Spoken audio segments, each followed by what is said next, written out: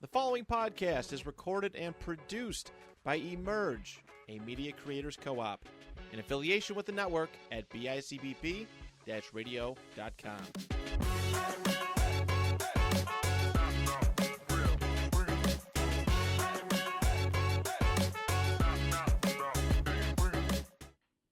Hey guys, welcome back to another episode of Jy Unplugged. Today I have here with me Nito. Nito.net. He is the co-founder of a streetwear brand, Blood Ocean, that has built its own lane through creativity, consistency, and culture. Mm-hmm. So to start us off, can you tell us a little bit about yourself and what inspired Blood Ocean? So about me, I'm more of a person, I would say, I was always a kid into video games, anime, cartoons. I was always into stuff where I watched the world being built. Mm-hmm. So I want to build my own world. Mm-hmm. And with Blood Ocean, it came about people I looked up to. I looked up when I was growing up.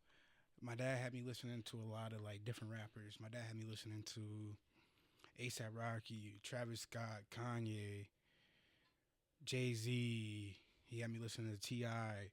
And with a lot of rappers in that caliber, they use their words and their platform to create their own world. And then that's when I got hooked on listening to Kanye. And then Kanye became my favorite rapper. Because it used to be T.I., but then like when I was younger, it was actually Michael Jackson. That was my favorite artist. So I would say artist instead of rapper because I bounce around with different people I listen to. And with Kanye, I watched him create so much more than just rap. He went from rapping to fashion, then he started creating just everything, just a lifestyle that people want to live. And I remember I was so into sneakers because of my dad also. And I'm like, I'm buying all these sneakers. I'm looking at the designs, and then I'm looking at, oh, what do I wear with these clothes? But at the time I was bigger. So I'm like, I just started thinking of my own clothes. So when it got to a point during COVID, I brought an iPad and I brought an Apple Pen. And I'm like, okay, this is what I want to do. I want to start making clothes because I don't want to go to college and I want to make a name for myself. So I start writing down, I start drawing different stuff because I come from a family of artists. My grandma was an artist. My uncles all made claymation. It was just like, I just come from a family of just very artistic people. So that all combined into Blood Ocean. Blood Ocean comes from just me going through high school and just it's more or less everything about me spreading and making it a positive word to the world. I love that so much. So Thank Blood you. Ocean is like your very own community for kind of people who are finding their way. Mm-hmm. Wow. That's really cool. Thank you. So you started fashion back in 2020, you would say? I started the brand in 2021. Okay. I basically put my foot out there basically in 2021. But 2020 is when I started sketching. So from 2020 up until now, how do you feel the fashion scene has evolved since you first started? It has evolved completely because like when I first started, nobody's really thinking about it. Mm-hmm. There's only a few brands that I knew about. Like I knew about like Dare to Be Different and I'm Living B and Guwaji. I don't know if anybody remember that. I don't know that brand. That's like one that was around for like a couple years, but they basically stopped. And then you had like Plug Life with Kulu and stuff like that. And I had to watch as people started to understand, okay, all I gotta do is slap something on a shirt or slap something on a sweatsuit and now I can sell it. So it has evolved from where it was kind of niche when I started it, and now it's very common for other brands to be out there. I go to events now and people come up to me asking me for advice, asking me, hey, like, how did you come up with this idea? Who made this? Who made that?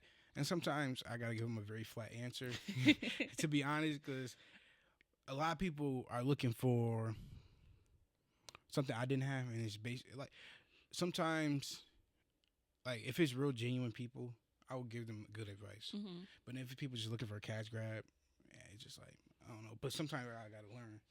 Okay, I gotta talk to people sometimes about that stuff, and I don't want to be gatekeeping, because if people gatekeep it for me, I wouldn't have been where I'm at. So I just usually, I do answer a lot of people's questions. It just, sometimes you gotta know they don't got their heart into it. So a lot of it is heartless right now, where people have these brands where it's nothing of substance. There's no substance to it. It's just a brand, a name, a logo. And back then, like when I started and before I even started, it was more or less I didn't care for the money. I want to build a legacy and build a name around my brand. So it has evolved to where it's just the fad right now. It's just the common thing that a lot of people are doing. So it's kind of where it's diluted with a lot of other brands. It's just about sticking out now and learning to be the best you can be in this industry. Do you feel like the fashion scene, both in Niagara Falls and Buffalo, can be a little more collaborative, or do you feel like everyone is in competition with one another? It could be collaborative, but I feel like a lot of people nowadays are stuck comparing themselves. And then like in like Niagara Falls, I haven't really, if I did see any brands from Niagara Falls come to Buffalo, I see more Rochester and Buffalo than Niagara Falls. I feel like I see way more Rochester. I can tell you why that is. Niagara Falls and Buffalo have a really, they like to compete with one another. So it's always like this running joke on Facebook, like, oh my gosh, over the bridge is terrible, da da da da. Who wants to be from the Falls? Who wants to be from Buffalo? And I don't really think that everyone realizes, like, we're cousins. Like, we might as well all get along and work together. For sure. Because we can all, like, everyone can be really, really big. So I do get that, but that's probably why. Because, like, the funny thing, I don't really, like, even with Facebook, I don't be on there that much anymore. And when it comes to, like, the Falls, because my dad, he does a lot of things out here, too. So I don't really come out here that much, but I haven't really seen any, like, I know, like, one brand from out here, and I can't think of it on top of my name, but I know, like, one brand from out here, and I barely see them in Buffalo, but I barely see anybody in Buffalo coming to here, so it's vice versa. And, yeah, I think if it came together, it could be a lot bigger, but it's definitely competition, because even in Buffalo, it's competition. Even peer-to-peer, neck-to-neck, there's really just competition out there also. We all have to work together. Everyone's trying to establish the same goal here. Yeah, for sure. So how important is marketing to the success of your brand? Because I feel like you have a very distinct way of putting yourself out there. Like, you can tell when something is Blood Ocean. Yeah, for sure. For sure. Now, yeah, I have a very, and I like that I've made Blood Ocean have his own distinctive way, but it's very important. It's mostly the most important thing to me, because everybody I looked up to, I watched them create a story, so I love creating my own story. And people that's like deep into, like, because I have people that's deep into the Blood Ocean lore. Like, I have people now that could pick up, like, oh, this is what you was hitting at 2 drops ago, or this is what you was hitting at with this little thing that you posted up on Instagram. And that warms my heart, because when I'm promoting, I really want to, I'm basically laying the foundation for what I want to do in the future. So I'm trying to learn, like, how do I become better with making and doing things that stick with people. Okay. I want to really show, like, you could do a lot when it comes to photo shoots. Like, even my last one, a lot of people like, whoa, like, they never seen anything like that. Even from, like, Buffalo or outside of Buffalo, I was creating basically a fight scene. I was creating a story with it where I had people sitting in a abandoned building, basically fighting each other for promotion. And it was just like, people was like, wow, you take it that far. And I had people really fighting, though. They was like, but they both know Taekwondo, so they both was going at it. And I'm like, yo, I want y'all to fight. I don't care how dirty the sweatsuits get, just fight. I'm like, they was like, we with it. So I'm like, being the promotion is like 100% like important to me. It's my foundation for just everything. How do you come up with story concepts for a photo shoot? Or it sounds like you're building a story through each drop. So how do you come up with those concepts? I really sit in my head a lot. I sit and just think about a lot of things. But I like to watch and basically get immersed in so many different worlds where I can understand to create my own world. Where like the last drop was heavily inspired by Fight Club, a movie I have really got immersed with prior to that, like a year ago. And I basically really want to, cause like it's like an ongoing story from 2024 that I'm still trying to complete until now. So it's 2 years I've been trying to complete this story, and I've been trying to really flesh out a story of like a relationship from the beginning to the end. Okay. And the brand, cause like Blood Ocean full name is Blood Ocean Lost Lovers. So I really want to flesh out I'm really trying to, the Lost Lovers part. This is like kind of the Lost Lovers arc, where the beginning I had Q24, where Q24 was like the butterflies that you get when you first meet a girl or a man, and how you basically in your own little world for a brief moment, or some people for years to go on. And where I had the wing hats, where the wing hats was just like where you fly into this world with each other. That's what I seen you with, by the way. Oh yeah, that's exactly, yep. The wing hat then with the airs on the side, well, the wings on the side. But that is basically where I want to flesh out this long, not convoluted, but more or less a really unique story where Q24 told the beginning, and then I had Haven.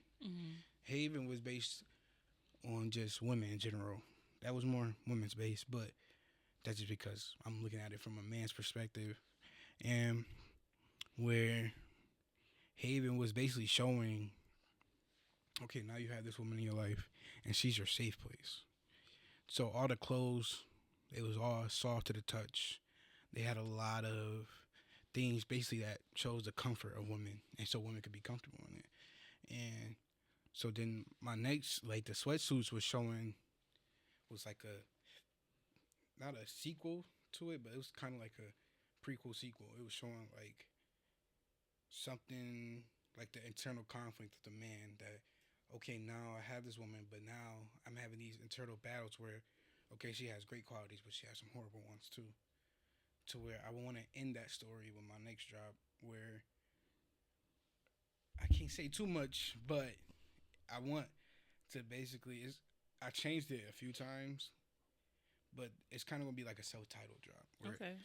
I think I'm going to call it Nito, or Mr. Net, one of them, Nito or Mr. Net, where I show like, okay, all these drops and all this stuff I just went through was actually going on internally all this whole time, and it's going to be more realistic than any of my other ones. Where, so when you first started this story concept, did you think it was going to be a concept that went on for 2 years?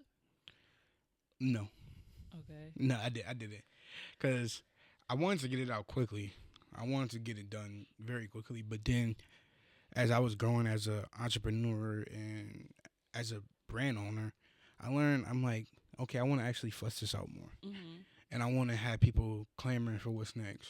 So with Q24, I learned people love to wait. People love to wait for something. Like, even with like, I get it a lot from like rappers, because rappers like spoon feed their audience. Like, okay, I'm about to drop this. Like, even with Drake, I don't like Drake that much. Me neither. I'm not the Not a biggest Drake fan. fan. I'm not the biggest Drake fan. I'll say that.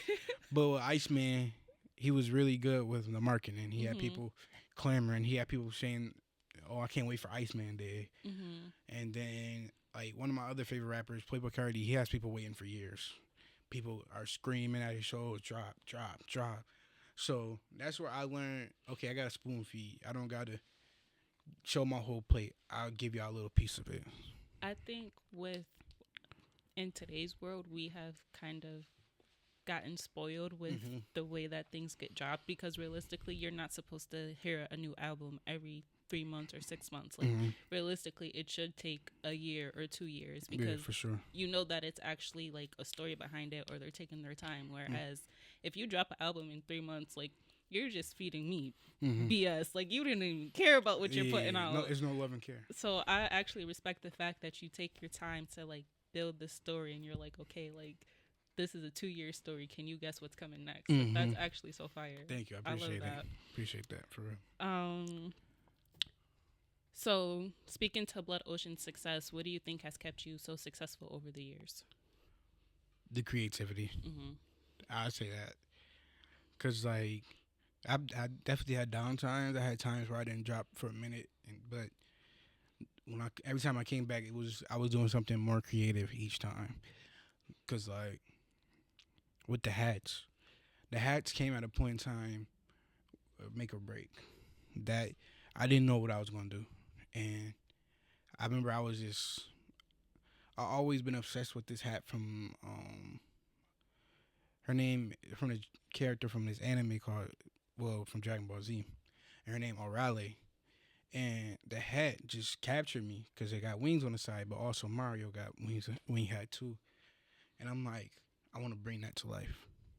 And I know previously that they have made versions of her hat in real life, and I just took inspo from that, and I'm like, I could throw my B on there and reshape it to make it my own.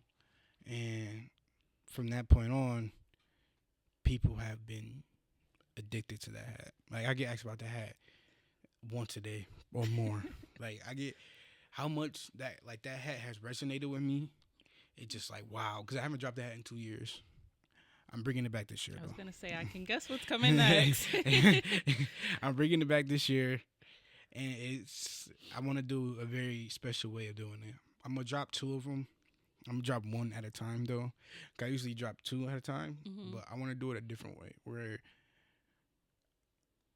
I'm going to wrap up the story with one, and I'm going to begin the next story with another one. Okay.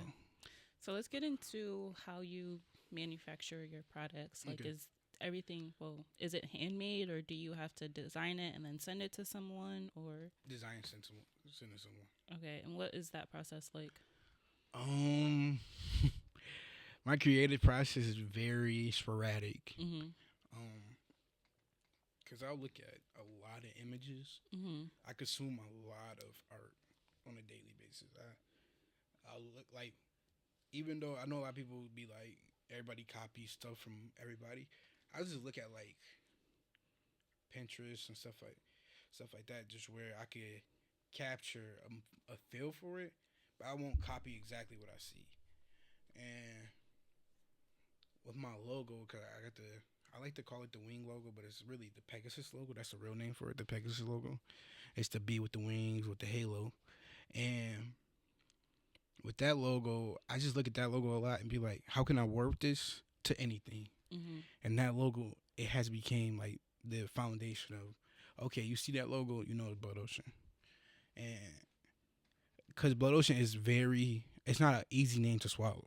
It's not an easy name for people to be like, oh, your brand name's Blood Ocean, because it's kind of crazy when you think about it. But yeah, when I come to like creating things, I want to make something that's not appetizing, and that's what I think with everything I make. Okay.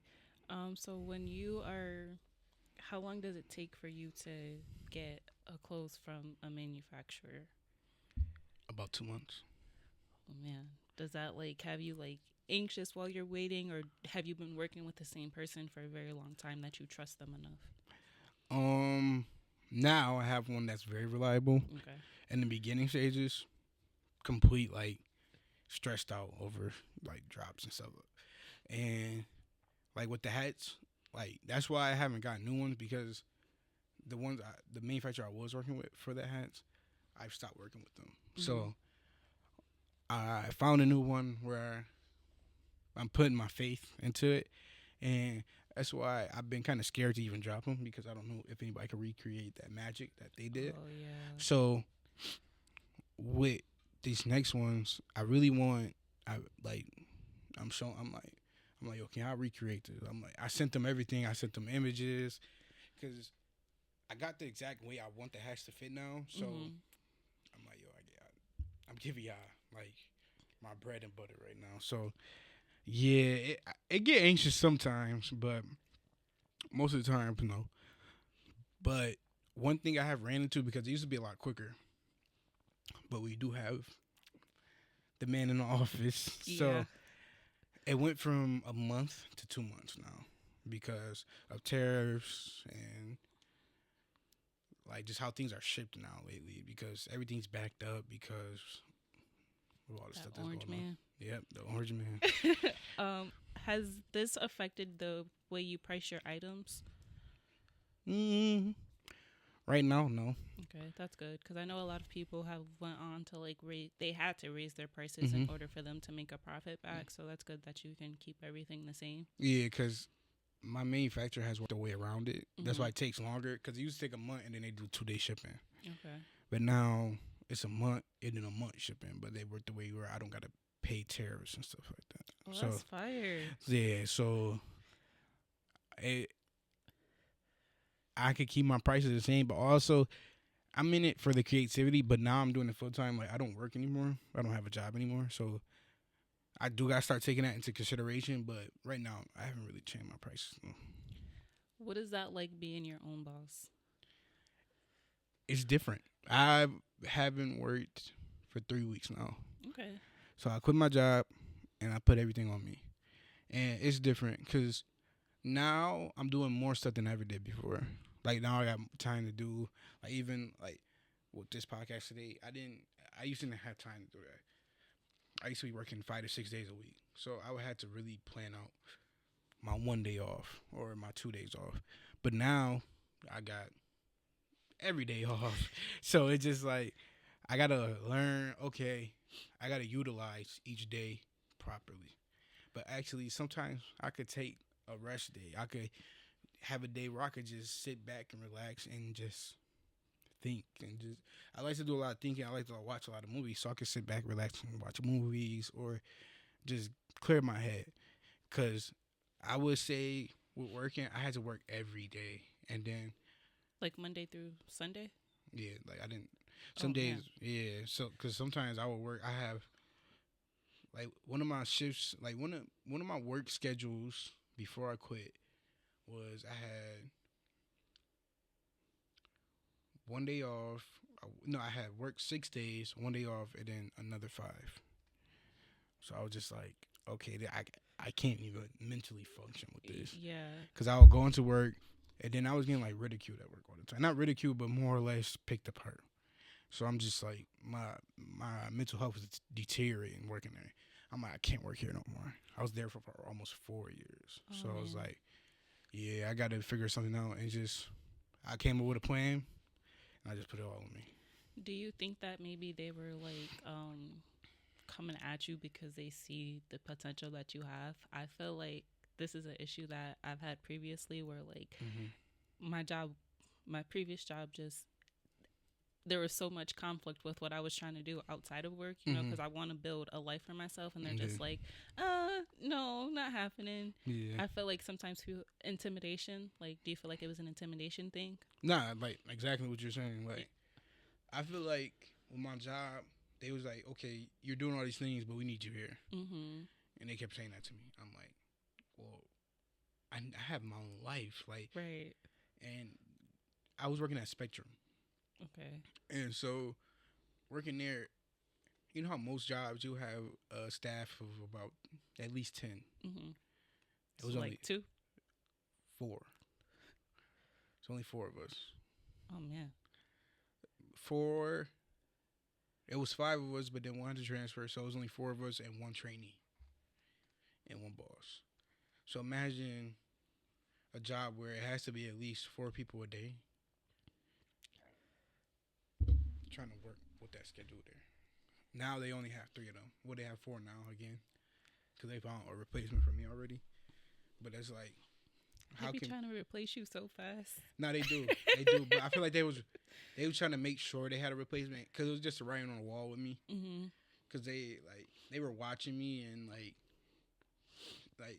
the one of the higher ups came one day was like, your demeanor looks like you don't even want to be here. I'm like, well, I'm getting posted to the back every week, once or twice a week, posted to the back about how they need my sales to be up, or I'm not doing this correctly, or I'm just getting picked apart. And they're just like, well, if y'all gonna keep doing this to me, why would I even have the demeanor to want to even be here? Right.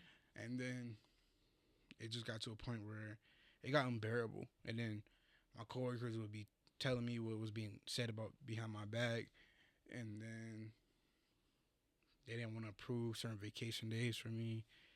And it was just like, I can't keep doing this. I'm like, I done been here for so long where like I told my boss, I said, I feel like a number that could be just easily scratched out. Mm-hmm. And I'm like, let me just scratch that number out myself and just go on my own thing. And then before we got started with recording, you said that you had the chance to attend a networking event. So obviously, like, there are more opportunities opening up for you now. For sure. Are you excited to be like on your own, spread your wings a little bit? Not for sure. It's kind of like a metaphor for not even it's showing, because when the story began for me with like Q24 and all the stuff I was doing, I was so used to. I feel like I was too comfortable being comfortable at like certain things. Like I was too comfortable with having a foundation of a job where some people need that though. Some people need a job. I still consider me going back to another job, but I was just too comfortable being able to, okay, I could drop, but I don't need to sell out because I got a job, I got a paycheck coming. Right now, I'm like, I got the battery on back where I gotta sell out. I got to sell these clothes. I got to get to the next job. The next job got to be produced. I can't keep sitting on my ass and just not having everything basically handed to me. Where now I gotta learn, okay, with this job, I gotta do this right. With this, I gotta do this. So I'm like, I got to really put everything together and have everything done properly. Where I'm liking I'm liking the man I'm becoming, where I'm molding into somebody that has to depend on themselves and not a job. So you're just learning to trust yourself. That's actually really good. So what has been the biggest lesson you've learned from running a clothing brand? The biggest lesson I've learned is like, because I'm basically a one man army with the brand still. I've tried plenty of times to have people on my team, but you gotta really, like, I'm really trying to like figure out how to properly make a team. Because a lot of people nowadays don't want to be a part of the team. They want to be the head of the team. They don't want to create something with someone no more. A lot of people want to be their own boss. Like, but I get that. I'm here for it because I got to do it myself. It's just a lot of people will say something, but also have this other thing in the back of their mind. Like, okay, this is what I'm getting out of this person, and this is what I got to do for a little bit, and then I'm out of here. I get that, though. That a lot of people be so successful with that. But also sometimes people don't understand it's good to make a team. It's good to, like you said, do something together to be better. But I've learned a lot of people want to be the boss, and I get that. But then again, sometimes it's good to work together too. So, biggest thing I would say I learned is just some people just don't want to do things with you sometimes, and being just on my own, a lot of people don't see eye to eye with what you got going on. Do you feel like you just haven't found your people yet? Yeah. Because I know, like, once I find the crew I want, it's going to go so much further. Because I want to get to a point where, like, I have an artist, like somebody that just makes all my designs, or a crew of artists. Because I have grown a foundation of a bunch of artists that I like, that cause I'm good at concepts. I'm not really good at drawing that much. Cause I could draw, but it gets to a point where I gotta learn how to like flesh it out better so it doesn't look the best. So I'll just come up with the concept and work with a bunch of different artists. And I'll get to the point where I have a bunch of different artists on my team. I have somebody where I could just have a model where they could just put on everything for me, and that's how I preview most of the jobs. I just want to get to a point where I'm a lot more comfortable with doing stuff and not being so, let's just work this one time, and if it works out, it works out. If it don't, it don't. I want to where, we got this plan next week. We got to do this. I need you on this. I have seen people do it.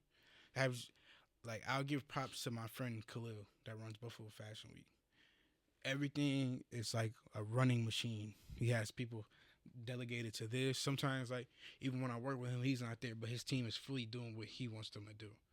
So it's just like, I look up to stuff like that. I look up to Khalil. I look up to, like, even with Buffalo Fashion Runway when I did with Shays, with Iman and them. It's just like, I look up to a well-oiled machine with people wanting to do the same thing. So that's what I really want to do. Well, this is Nito putting his applications out there. If anyone wants to join his team, I think everyone should apply as soon as possible. For sure. For sure. I think you will have it eventually. Mm-hmm. One thing that I've had to learn myself is that it does take time to build a really good team. So like even with myself, like I've been podcasting for probably 3 years now, and you probably didn't even know that. And it's been an on and off thing, but I just had to find the right people for me. I have a cheerleading program that I ran the whole program by myself last year, and I was like, okay, like I can't really do everything by myself, but I'm finding the right people for me now. It just takes time, but once you find those people, you're going to be thankful because it's going to be the right team. You're not going to have the problems of someone wanting to be the boss. They're going to understand, like, okay, you're the boss. How do you want it done? What can I do to make your job easier? That's really what you want. You don't want someone coming in and just being like, oh, I'm just here for a paycheck and gonna leave. Yeah, like that. Or I don't want somebody to be like, okay, not go against me, but I like to be challenged. Like, I would want to be challenged as a boss, but I don't want nobody that be like, okay, you're not doing nothing right. This is I will want, okay, I don't like that. Let's work on that, Not somebody be like, okay, you're not doing nothing right. Let's do what I want to do. I don't want that. I want somebody to actually be collaborative and critique me, but not try to take over. And I think that's how you'll like get like better concepts, is because like realistically, like we can't all think the same way. So when you have people think in different ways, you're like, oh, okay, I didn't think about it like that. Well, let's try it that way and see how it'll turn out for the next time. For sure.